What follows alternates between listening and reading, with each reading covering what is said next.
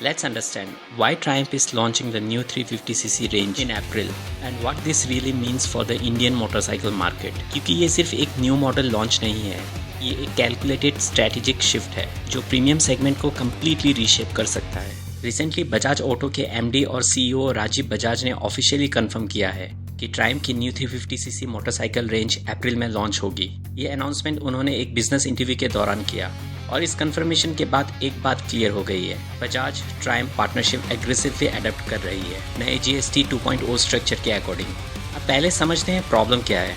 Device GST 2.0 framework के अंदर 350cc से ऊपर की मोटरसाइकिल्स पर 40% टैक्स स्लैब लग रहा है और इस कैटेगरी को सीन एंड लग्जरी ब्रैकेट में क्लासिफाई किया गया है। पहले इफेक्टिव टैक्स अराउंड 31% के आसपास होता था, लेकिन अब 40% होने से डायरेक्टली प्राइसिंग पर इम्पैक्ट पड़ता है।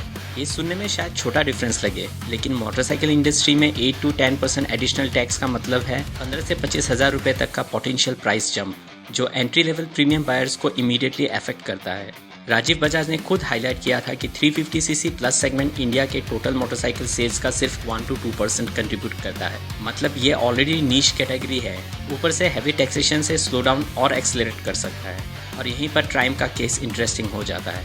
इंडिया में ट्रायम्फ करंटली अपना 400cc single cylinder platform operate करता है।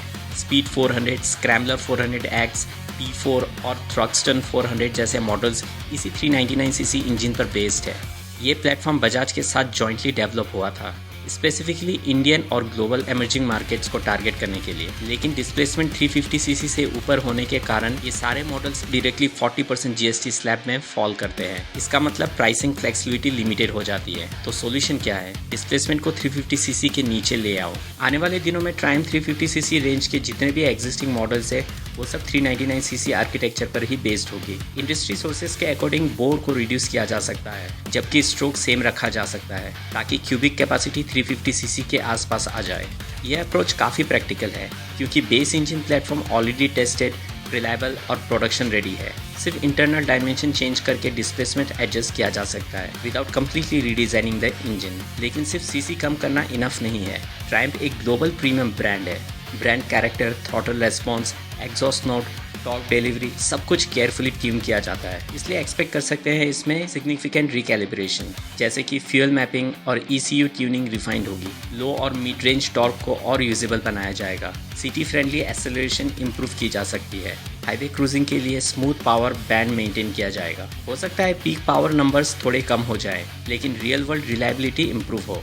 और ऑनेस्टली इंडिया में मैक्सिमम राइडर्स को डेली कम्यूटर और ओकेजनल हाईवे टूरिंग ही करना होता है, जहां मिड रेंज टॉर्क ज़्यादा इंपॉर्टेंट होता है compare to top end horse power. अगर आपने स्पीड 400 और स्पीड T4 का डिफरेंस देखा हो तो आप समझ सकते हो कि बजाज ट्रायम्फ ट्यूनिंग में काफ़ी वेरिएशन क्रिएट कर सकते हैं सेम प्लेटफॉर्म पर। इसी तरह से 350cc वर्जन भी स्लाइटली डिफरेंट कैरेक्टर्स के साथ आ सकते हैं, शायद एक मोर रिलैक्स्ड रोडस्टर ट्यून और एक स्लाइटली पंचियर वेरिएंट। अब सबसे इंपॉर्टेंट फैक्टर, प्राइसिंग इम्पैक्ट। जैसे ही डिस्प्लेसमेंट ऑफिशियली 350cc के नीचे आएगा, बाइक्स लोअर जीएसटी स्लैब में शिफ्ट हो जाएगी। इसका मतलब डायरेक्ट कॉस्ट एडवांटेज। ये एडवांटेज या तो फुल्ली पास ऑन किया जा सकता है बायर्स को, या पार्शियली एब्जॉर्ब करके कंपटीटिव पोजीशनिंग मेंटेन किया जा सकता है। प्रीमियम एंट्री लेवल सेगमेंट में ऑलरेडी कंपटीशन इंटेंस है। Royal Enfield classic 350, Hunter 350, KTM 250, 390 range, Honda CB 350, जावा लाइनअप और अब ट्रायम्फ 350cc अगर एग्रेसिवली प्राइस होता है तो ये सेगमेंट में सीरियस शेकअप हो सकता है। अब सवाल ये उठता है 400cc मॉडल्स का क्या होगा? फिलहाल कोई ऑफिशियल स्टेटमेंट नहीं है कि 400cc लाइनअप डिसकंटिन्यू होगी। स्ट्रॉन्ग पॉसिबिलिटी ये है कि 400cc बाइक्स इंडिया में प्रोड्यूस होती रहेंगी एक्सपोर्ट्स के लिए, क्योंकि ग्लोबल मार्केट्स में 400cc डिस्प्लेसमेंट का डिमांड स्ट्रॉन्ग है। इंडिया स्पेसिफिक स्ट्रैटेजी के लिए 350cc वेरिएंट्स इंट्रोड्यूस किया जा सकता है। ये मूव क्लियरली पैनिक रिएक्शन नहीं है, ये एक प्रोएक्टिव बिजनेस एडप्शन है। बजाज और ट्रायम्फ दोनों समझ रहे हैं कि रेगुलेटरी इन्वायरमेंट चेंज हो चुका है और अगर टाइमली पोर्टफोलियो शिफ्ट नहीं किया गया तो वॉल्यूम्स इम्पैक्ट हो सकते हैं। अप्रैल लॉन्च टाइमलाइन कंफर्म हो चुकी है, तो अगले कुछ वीक्स में official specifications, power figures, top numbers और एक्सपेक्टेड प्राइसिंग डिटेल्स रिवील हो सकती है। हो सकता है इंट्रोडक्टरी प्राइस स्ट्रेटेजी भी एग्रेसिव रखी जाए इनिशियल बज़ क्रिएट करने के लिए। अगर प्राइसिंग स्मार्ट हुई तो ट्रायम्फ 350cc इंडिया के प्रीमियम कम्यूटर सेगमेंट में एक स्ट्रॉन्ग ऑल्टरनेटिव बन सकता है, स्पेशली उन बायर्स के लिए जो ब्रांड वैल्यू और मॉडर्न परफॉर्मेंस चाहते हैं, लेकिन 400cc के टैक्स बर्डन की वजह से हेसिटेट कर रहे हैं। अब आप बताओ, क्या आप ट्रायम्फ 350cc लॉन्च के लिए एक्साइटेड हो? अगर प्राइस थोड़ा कम्पिटिटिव हो जाता है, क्या आप स्पीड या स्क्रैम्बलर कंसिडर करोगे instead of other 350cc options?